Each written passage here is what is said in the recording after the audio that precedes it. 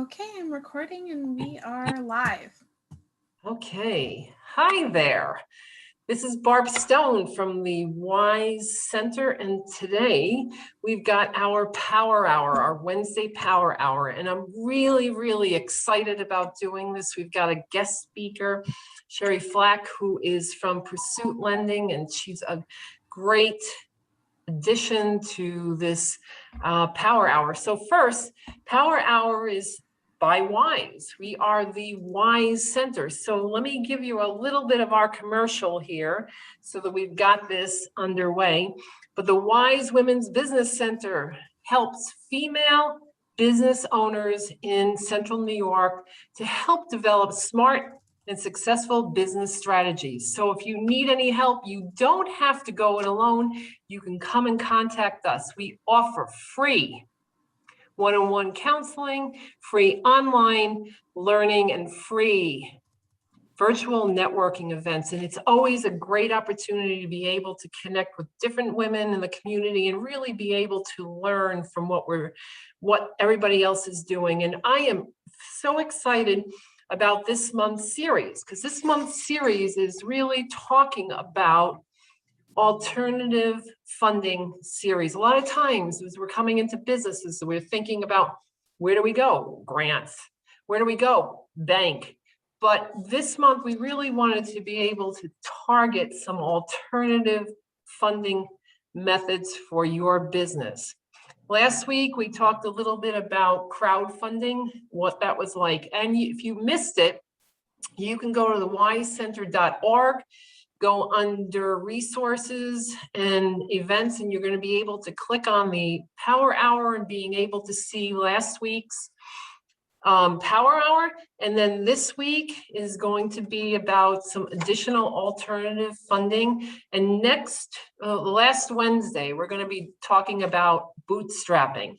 So please don't miss this series, but if you do, please go to the wisecenter.org and you'll be able to see some of the past Power Hours, and they're always great. So I just really I'm so excited about this. Sherri, we had a chance to meet you probably back in the fall, I think, to better understand a little bit about what Pursuit Lending does and some of the rich resources that you have and the ability to connect people. So with that, I'm gonna turn it away to you. And also, please, if you have any questions, what makes this great is when we've got questions and we can help you in moving your business forward, or better clarifying, getting through the weeds and really understanding what you need. So if you have any questions, anything that comes up, please feel free to put it in the chat and Facebook, and we will answer it for you. So with that, Sherri is the Assistant Vice President for Pursuit Lending, and I'm going to allow you to further introduce yourself. Sherri, thanks for being here. Thank you, Barb, and thank you to the WISE Women's Business Center for including Pursuit as part of the Power Hour. Certainly, CDFIs are in the category of alternative forms of financing. For those who are not familiar what a CDFI is, CDFI stands for Community Development Financial Institutions. So they're privately held financial institutions. As we know them today, they were created back in the 60s and 70s, late 60s, early 70s, to address a gap in the financing landscape to those people and communities that were underserved by traditional banks. And so Pursuit, where I sit, we see folks from all industries, all over New York State, especially in Central New York, who maybe they just started a business or they have a family-owned business that's been going for 40 years. But for whatever reason, at the point that they're looking for financing, the bank is unable to get to an approval. So that's where community development financial institutions fit in the overall lending landscape. And also recognizing and just being frank that historically, there are communities that were the access to capital has had a great barriers for a variety of reasons. These include women, people of color, low to moderate income individuals. And so CDFIs are really here as nonprofit lenders, community-based lenders, to live our mission and help certainly women-owned business owners access the capital they need. So that was just a little plug on a broader scale of what a CDFI is and how it kind of fits into the overall lending landscape. But I think it's so great to better understand why it was created, you know, to really serve different segments of communities that might not have been available to get access to funds that they need. So thank you for that. We learned a lot. Yeah, I mean, just to give you some common in today, in like current times, you know, where CDFIs continue to fill the gap is sometimes a bank might require a 3-year track record. So 3 years of business under your belt.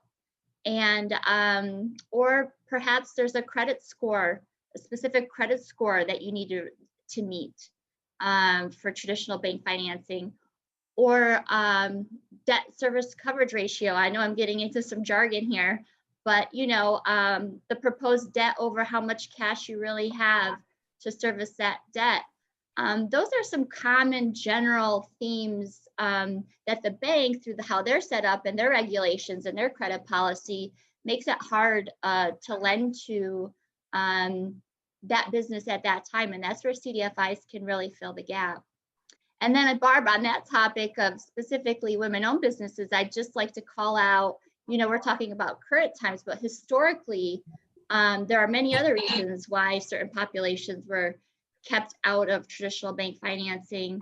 And I would like to highlight, for those that are not in the know as to how far women entrepreneurship has come, it was only in 1988, 33 years ago, that the first legislation was passed to make it possible for women to get financing from banks on their own without a male cosigner, regardless if he was in or outside of the business. So certainly female entrepreneurship has come a long way since first being recognized through its first legislation in 1988. I think it was in the 70s when female entrepreneurship was first appeared on the US Census data. So here we are in 2021. Much work needs to be done, but certainly taking strides since that 1988 legislation was passed. And that was called, for those who are curious, HR 5050, Women's Business Owner Act of 1988. Yeah, I mean, it's amazing. Again, another piece of history to end up seeing where we've come. But one of the things I wanted to touch base with, you started talking about debt to equity ratios and so forth. One of the things that the WISE Center did during the month of end of March and into April, we ended up doing a financial management series. And we really talked about balance sheets. We talked about financial statements, and we talked, you know, about some lending issues and stuff like that. And one of the things that came up were some ratios that banks might be looking at. So I want to say thank you for bringing up that point, but I also would like to end up saying this is another resource of WISE. And we're going to talk about some of the resources and the benefits that Pursuit does, but also we have had this training here to be able to help people better understand what does financial management really look, because everybody goes like, oh my gosh, a balance sheet or a budget, and what is it, you know, that go like, oh, taboo, but it's really part of the essence of things that need to happen in business. So thank you for bringing that up. Right. And welcome, Sherri. And to that point, Barb, you know, those financial statements, which, you know, until you become familiar with them might seem intimidating, those are really a way to check the financial health of your business. Or if you're just starting out, a roadmap, right? Yes. To keep you on track, because every business journey, I think one of the goals, there could be many, but one of the goals is to be sustainable and profitable, right? So having these financials help guide you and your business, seeing if you're staying on track, to what you projected to make that year in annual revenue.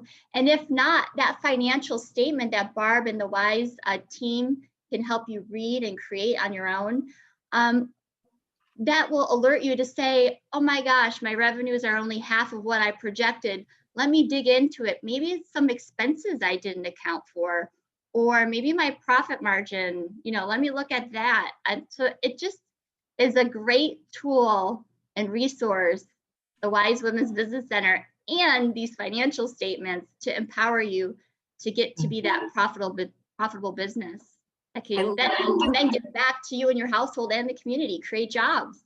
Yes, and I love what you ended up saying. It's a roadmap, so that you can end up saying, when I plan this, what are my actuals and what do I need to adjust, whether it's more revenue or less expenses, to being able to meet where I needed to go, and what were some of my business goals. So thank you for that. Yeah. So, a lot of times when a business is growing too, those financials, again, just to give one more illustration of their importance, is when is the right time to buy a piece of equipment for your business if that's what you need, or hire your first employee. Those financials are going to help you determine that, because it's more than a gut feeling, right? It's more than the stress of being the business owner, of wearing all hats. It's also looking at the numbers to see if and when that is the right time. Well, it's what I'm hearing is, when you are creating this business and you start thinking you want to grow, or you want to bring on equipment and you want to bring on people, it's almost as if the financials have to go along with your plan and your initiatives and your milestones of what you really need. So you need to be able to better understand how they're going to impact what you're doing. Great. And to that point, that's where you also, if and when you get there, identify if you have a financing need, right? Yes. So maybe the business is generating X dollars. There's an opportunity for you to land a few new clients. That projected revenue shows, income that will be coming in with these new clients, but you need to hire somebody new. So working with a lender and organizing those financial projections, perhaps WISE, would be a resource to help with that. But that's where the comfort and kind of the driving force comes in when you're thinking about financing, is identifying what the need is. And so the example I just gave of growing and needing to hire an employee to service some new contracts or new clients is one example. But generally speaking, when thinking about financing and lending, it might seem kind of out there, but when you're in your business and all of a sudden an opportunity arises and you don't have all the cash in hand, or it makes more strategic sense to finance it, that's when you start thinking about, okay, well, what is my need? What do I need the lending for, right? So you identify there for the loan amount, I need $50,000 to buy this piece of equipment. And then, you start looking around for lenders in your community that understand your industry and your business, form a relationship with them, get to know your bank and banker, and then also know CDFIs in your backyard. I know Cooperative Federal is there in your market. Pursuit, certainly, we're here for you. So it's a conversation, and there's people out there that will take the guessing work and what might seem scary and uncertain away.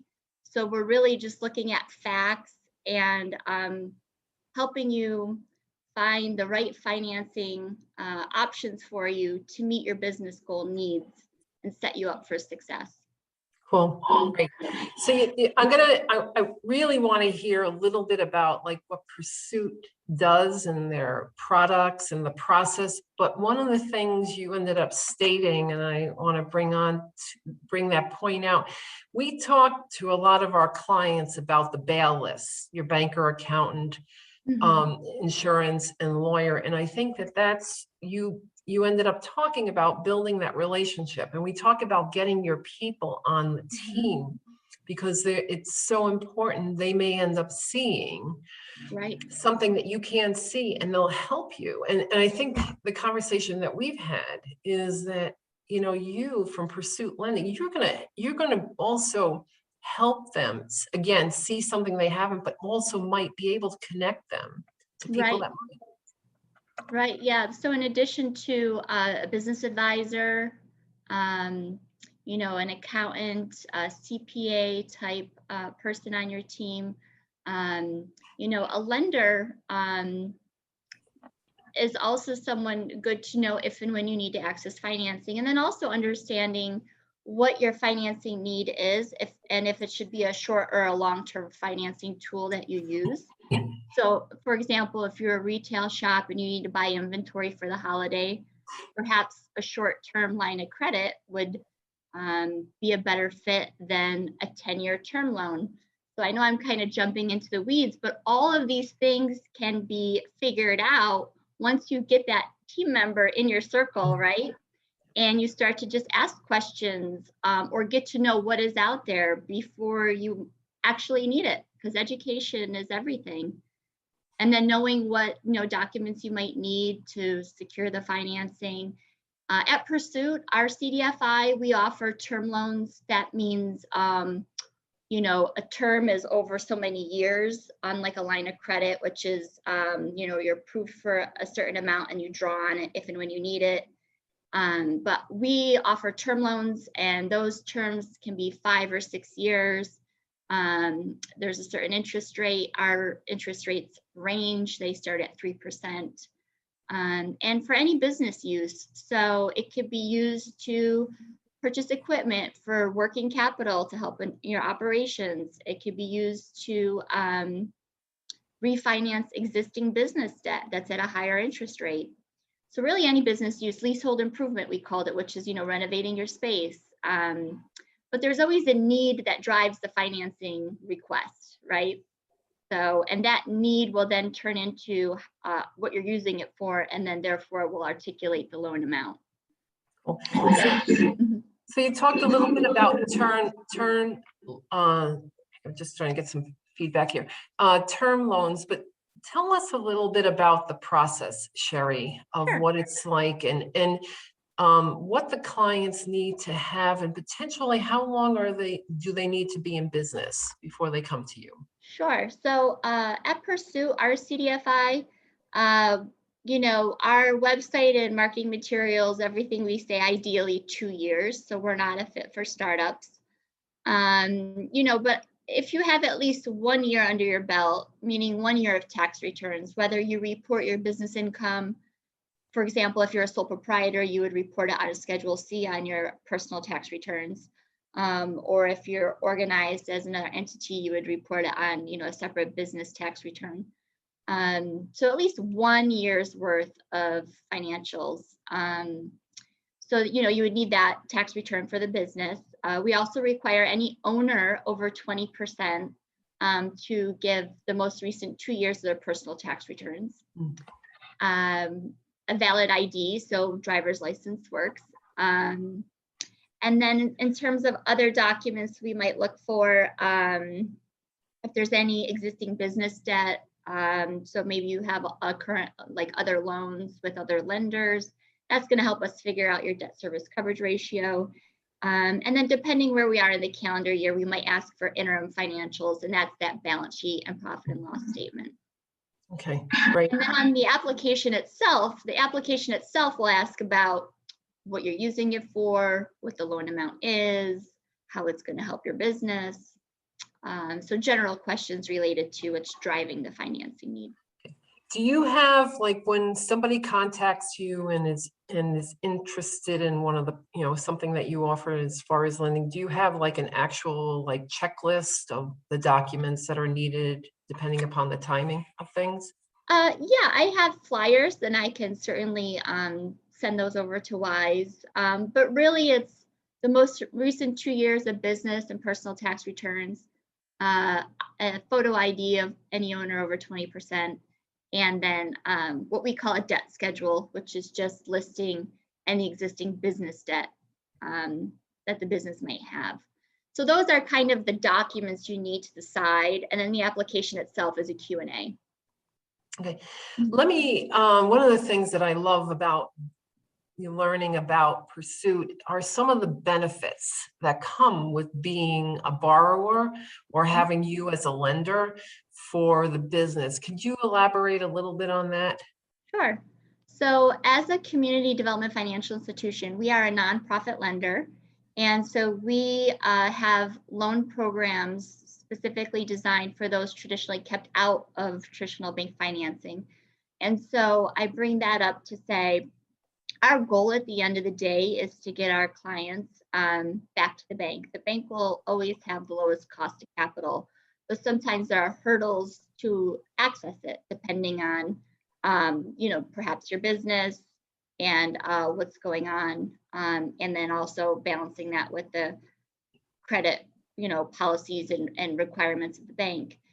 So the process itself is, we meet with the business owner. We ask, did you go to a bank?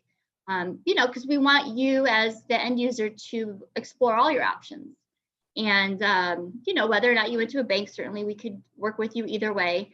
But, we'll walk you through all our different products. But first and foremost, we want to hear what it is that's driving the financing need.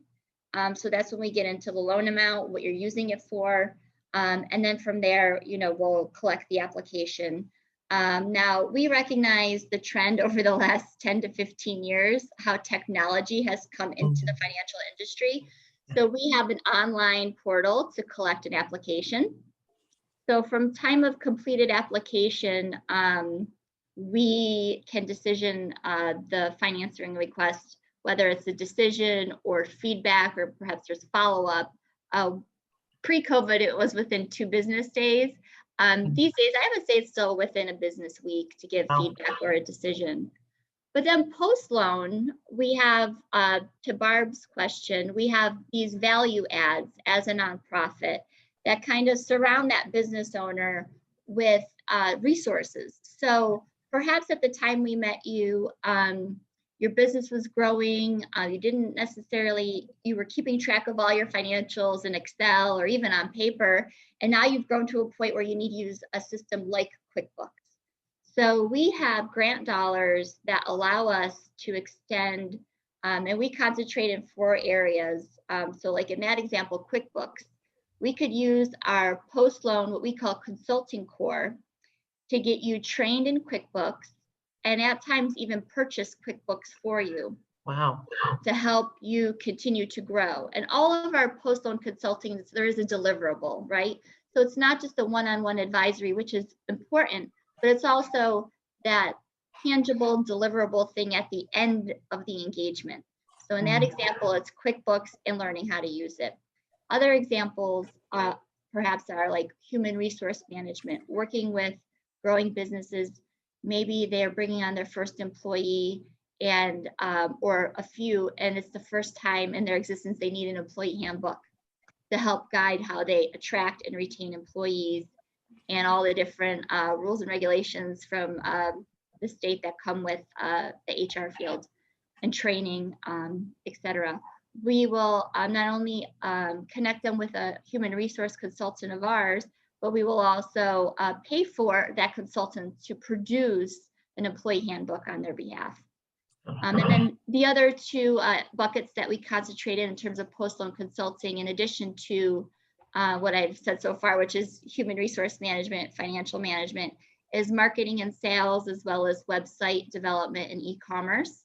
So especially through the pandemic, having an online presence has been very important and crucial to surviving if you're, let's say a retailer. So we have helped a lot of business pivot from brick and mortar to also have an e-commerce functionality on their website. Or generally speaking, for those that had a website, but maybe it wasn't performing well, paying a marketing consultant to do search engine optimization so people can better find them online when people are doing a search for their products or services. So those are the different areas we concentrate in post-loan, and it's always centered around a deliverable. So it's a certain engagement over a certain number of hours or weeks time period, if you will, and budget with an end goal. And it's unlimited, and it's for the life of our relationship. So I'm working with business owners from across the state where we might be on our 5th engagement, and we maybe have worked with our human resource consultant. Now we're doing digital marketing, putting together a marketing plan for them, even adding an ad budget to do Google ads or Facebook ads, whatever works the best for their business. And then maybe we're moving on to some QuickBook training. So all that's available to our clients post-loan, and that's the value add of any CDFI. It's not just the transaction of, oh, well, here's your financing. It's here's your financing. Our mission is to not only help you, but it's to help you grow your business, become bankable, if you will. So next time you do walk into a bank, you can be approved for that loan, but then also to create jobs in the local communities we serve. Just muted myself because there was some feedback going on. So I just want to thank you so much for that. I mean, I'm just amazed at the benefits. I think that, getting some help with QuickBooks or, potentially a grant, we have a lot of different different startups that are looking at hiring employees. And it's like, okay, what is the hiring practice? Really look. You need to have that in place, and then being able to get some help with your digital marketing, some website development, and those are some of the core things to be able to take you to the next level. And so I just love it. And I think that as we work with some of the businesses that we've got that come to the WISE Center, one of the things we do is we encourage them to keep building their network of people, because somehow, somewhere along the line, they may go to you and they might end up saying it might not be a good fit at the time, but something resonated, and later on, they may come back to you. Right. Now that's a good point. And likewise, Pursuit, we are one resource of many. So maybe you don't even have a financing need. I'm always available to talk hypotheticals if and when you're thinking about doing things. So just having a lender or a CDFI in your network to ask questions and kind of be on your team is something that I think a lot of people have been taking me up on it, and I'm happy to be that person for them and be that connector among the different community partners. Because in Syracuse, working with WISE and others, we can all, if an opportunity pops up, whether it's for a grant or a business competition or other, just being in the know and having that information. And I also, at an event that I've been attending the last few years on a Saturday in October, called the Minority Women Economic Empowerment Summit. So that is a wonderful event. And I remember a few years ago, there was a speaker there, and he said, your network is your net worth, right? And so just keeping that in mind of not being shy to connect with people and call on them if and when you need them, because we're here to support you. And that is so important, because you never know about the relationships that you build, and you've got them in the back of your brain and going like, oh, wait a second, somebody came to mind when you start thinking about something. So Sherri, let me ask you this about, if somebody were to come to you and they were not a good fit for your term loans, what would be their next step, or how could you help them? Sure. So, there could be a variety of reasons why someone may not be finance ready or more specifically fit our programs. But what we typically do with our application, if you do meet the general eligibility, we do encourage people to apply, because it's no cost to apply. And then we get, to see the financial picture of where you're at. And we'll give very specific feedback if it's not an approval as to the different things to work on. And so, you know, if it's related to credit, perhaps it's connecting that business owner with credit counseling and resources around that. If it's related to, you know, perhaps their books are not organized and we can't get confidence in reading their financials. Perhaps it's connecting them with another resource in the community that can help them clean up their books and come back then with an updated version of the books. But there's a variety of reasons, and we really rely on resource partners like WISE and others to continue to build on the work that's already being done so we can then revisit an application once what we had identified has been addressed. Okay. Any other like funding challenges that you have seen as you have dealt with your clients over the years? Sure. So, I mean, there are some more than two, but I'll just highlight two for the purpose of our call today. One is looking at your historic cash flow or even your projected revenues if you're a startup and balancing that against your financing request. Because from a lender's perspective, we need to see an ability to repay the proposed debt. So if there's something in your financing request that can be done in phases, you know, like kind of start small and then organically grow, the same can be done with the lending when you're going through that. So perhaps you start with a $10,000 loan that helps, you know, get you to that business goal. So I would say from a business owner, just keeping in mind, you know, on paper, your financials showing the ability to repay the proposed debt, whether that's looking at historic revenue levels or in your financial projections, what those look like.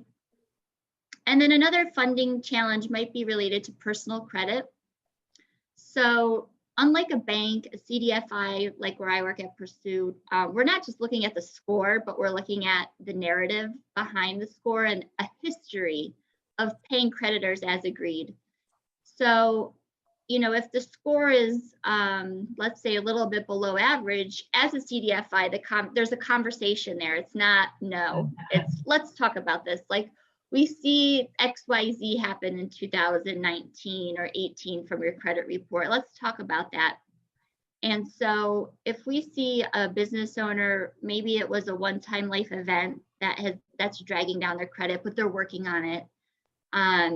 You know, we could still continue in the application process. But a challenge, what does become a challenge is if a business owner is not staying on top of her credit or his credit, meaning the credit score and, you know, getting your credit report every year, and you're not staying on top of it, or you are and you're not doing anything about keeping current with the creditors that you have borrowed from. So it can be a challenge from a lender's perspective when we're working with a business owner that knows they have 3 credit cards in collection or 5 unpaid medical bills from 10 years ago, as opposed to same thing, but the narrative is, but I went on a payment plan, I was aware of it, but my circumstances couldn't allow me to pay it at that time. So I worked with the creditor to put together some type of plan of repayment. So that speaks to also the character. You know, I don't know if anybody's ever been in an SBA 5 C's of credit session, but character is another C that lenders do look for. And so as it relates to your personal credit score, it's a history of paying as agreed. And that's okay if you have a few bruises on your credit, but from a lender's perspective, as long as you did something about it to acknowledge it, even if you couldn't pay it back, but went on a payment plan or something like that. So one of the things, my favorite sayings is clarity comes in the conversation. Because, and so you just put that right out there. It's like, until you have the conversation, they may have taken care of it, or again, there were circumstances that came up. It's really being able to have the conversation about what's going on. You bring a perspective, they bring a perspective. There are different things that are going on that aren't seen necessarily in the numbers, but the clarity comes in the conversation. Great.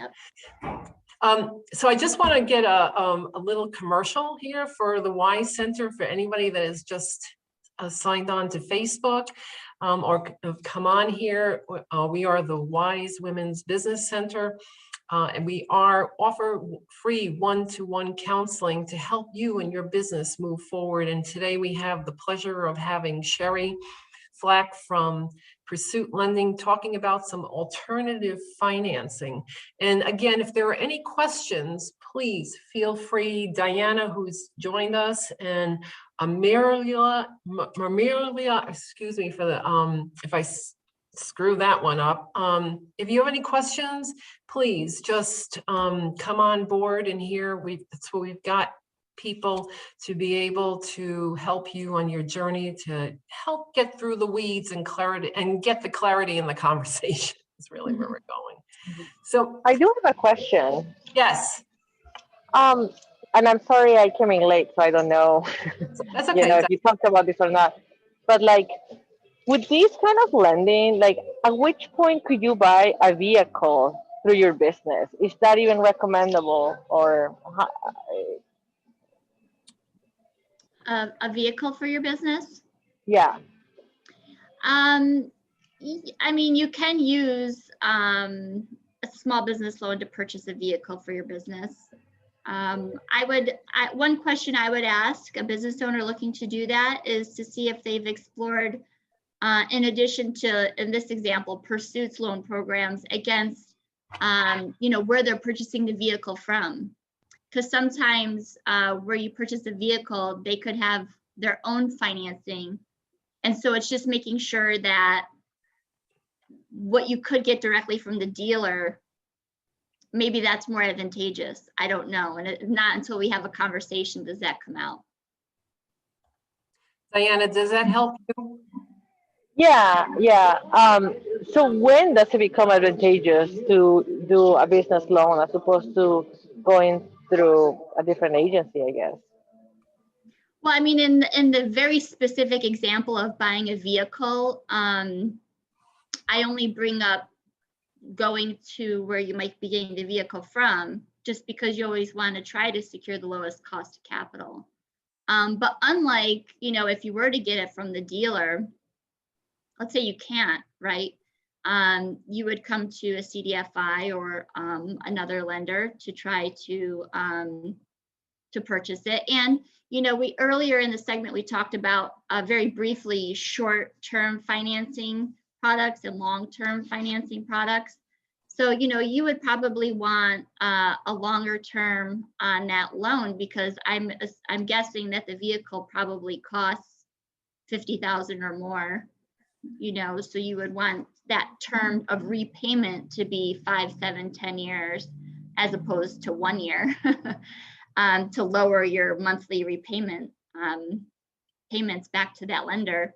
But a CDFI, if you're working with a CDFI to purchase that vehicle, you get other benefits from working with the CDFI, such as post-loan consulting that can help in a variety of ways, whether it's helping with your strategic growth or we brought up some other examples like QuickBook training, if you need HR type consulting, marketing, sales, e-commerce, website development. Those are all added benefits of working with any CDFI, whereas if you were to purchase it directly from a dealer, in this case, a car dealer or wherever you're purchasing the vehicle, it's just a straight straight transaction. So it's really case by case. I don't know if that helps to answer your question. And again, I apologize because I came late, but what is a CDFI?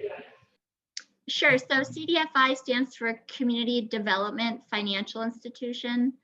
So CDFIs were created in the late 60s, early 70s to help those that could not access traditional bank financing. So low to moderate income individuals, women-owned businesses, people of color who, couldn't access bank financing, and we still continue to this day to fill a gap. Certain banks, might not be able to get you an approval, if you haven't been in business for X amount of years or your credit score isn't a certain number.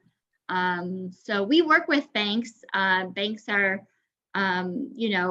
great partners of ours, but due to their credit policies and regulations, sometimes they're unable to get to an approval. And that's where CDFIs are a very responsible option, especially in today's lending landscape where you have a lot of online lenders that are very quick to sell debt at a very high interest rate to any business owner. So Sherri, you brought up a couple of things. Diana, does that help you? Yeah, my last question was going to be, where is she located and what's the business? Again, I'm sorry I came in late. No problem. We put the Sherri's email in the chat, and also her cell phone number is in the chat.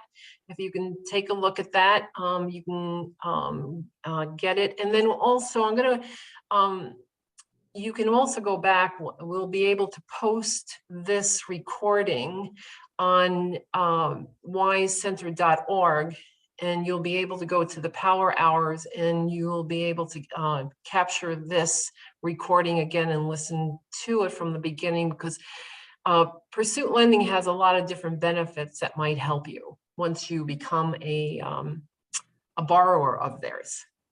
Okay. One more question. So, and this is just a different scenario. So if you wanted to open like a brick and mortar, would that be a scenario where it would be better to go through you guys? Well, we don't serve startups through our financing products. We base our credit decision on historic financials, so we need at least 1 year of business under your belt. So unfortunately, Pursuit would not be a good fit. Well, no, if the business has been in place for like 3.5 years, we just don't have a brick and mortar. Oh, I see. Okay, I'm sorry, I didn't catch that. Yes, then we could definitely help with that. Yep.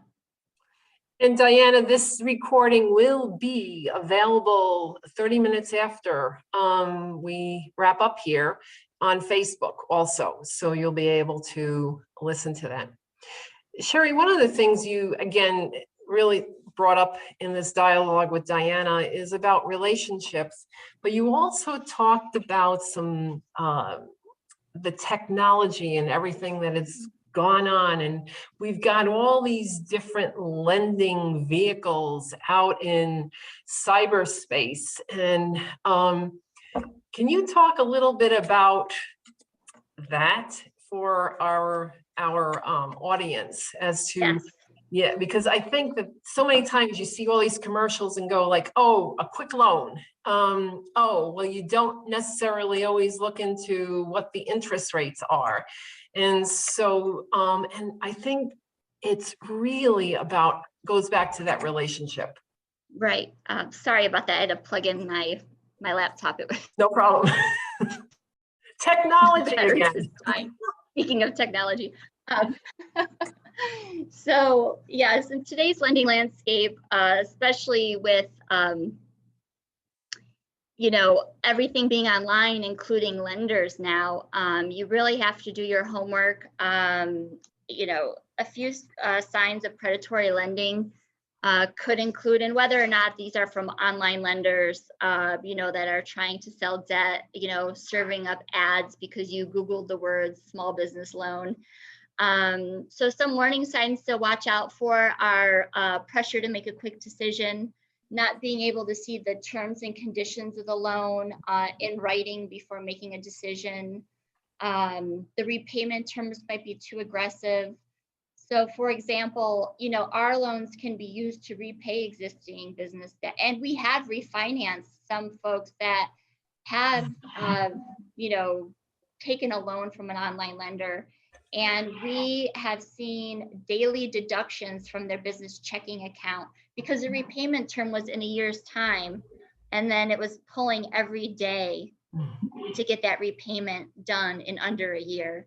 And if you worked out the interest rate for something like that, it could be north of 60, 70, 80% APR. So it really bleeds the business.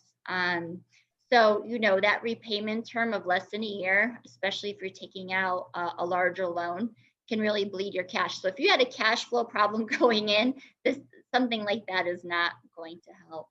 Other things to look out for is an obstacle of paying it off, whether they institute a prepayment penalty. Some will charge you if you're able to pay it back earlier than agreed.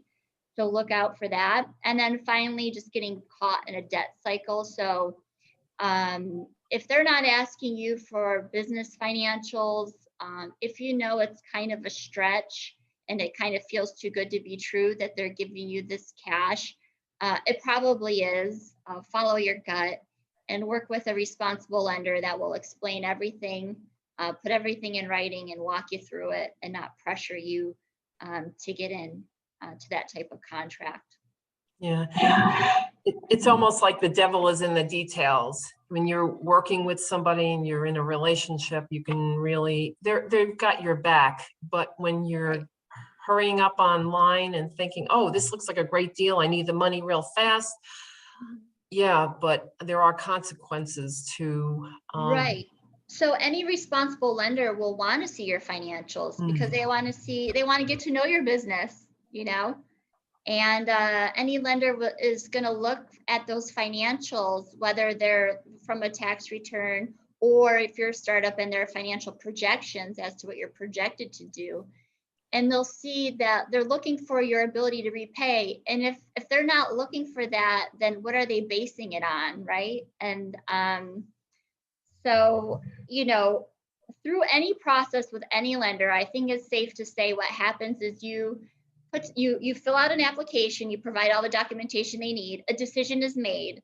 Once that decision is made, you should be given some form of commitment letter that outlines the terms and conditions. And that typically is valid for 30 days, right? So you have all the terms and conditions outlined on paper, what the loan amount is, what the interest rate is, for how many years the term of the loan is, and then how frequently the repayments are happening, whether it's once per month. And then you should be able to review it and call that lender and ask questions before you sign it. That is so important. And it's just being able to end up seeing what are you signing and what are the terms from there. Yes. So Sherri, we're going to be wrapping up here, but there's a question that came up. You're located in Buffalo, correct? Correct. Yeah, my office is in Buffalo, but I've been serving the Syracuse, Rochester, and Buffalo markets since 2016, which is why I know of so many local resource partners and banks, frankly, in the Finger Lakes and Central New York region. So even though I have a Buffalo number, know that I am frequently in your neighborhood and I'm always available to you. Our organization itself is located throughout New York State. One of my colleagues, Ben Alexander, has an office in the Tech Garden downtown Syracuse. So I'm always available to you at any time. My phone number is 716-364-2081. That's my cell phone. And as Barb said, it's in the chat and it will be available, you know, for reference later. But don't hesitate to keep in touch. I look forward to being a resource to you and helping you uncover information and provide clarity. And if and when you need financing, happy to help you with that too. Sherri, I'm just going to end up saying thank you so much for coming to our Power Hour. This has been great. You are an amazing person and also just such a wealth of knowledge. So I really, really appreciate it. And I'm going to just continue to reiterate some of the networking things that go on and being able to connect with people, because you never know who they're going to be able to connect you with. And also talked about a lot about relationships, building that relationship, not only with your bail lists, but like with a CDFI who might be able to help you at another time. You never know. So With that, I'm Barb Stone. I'm one of the business counselors here at the Wise Women's Center, and this is our Power Hour. And this month in April, we're talking about alternative financing. So I just really want to say thank you for joining us. And if you are in need of one-to-one counseling, please go to the wisecenter.org and sign up for counseling, and you will be handled by Carolyn, who helps us really kind of keep everything moving and going forward. But we're here to serve you, meet you where you're at. And that was like an important thing that Sherri ended up saying. We've got to meet the lenders, the borrowers where they're at. And we, as coach counselors, we meet you where you're at, and you don't have to go it alone. So with that, Sherri, thank you again so much for being here. We appreciate it. And looking forward, come back the last Wednesday of the month. We're going to be talking about bootstrapping. So take care. Sherri, thank you. Thank you, Barb. All right. Take care. Take care. Bye. Bye-bye.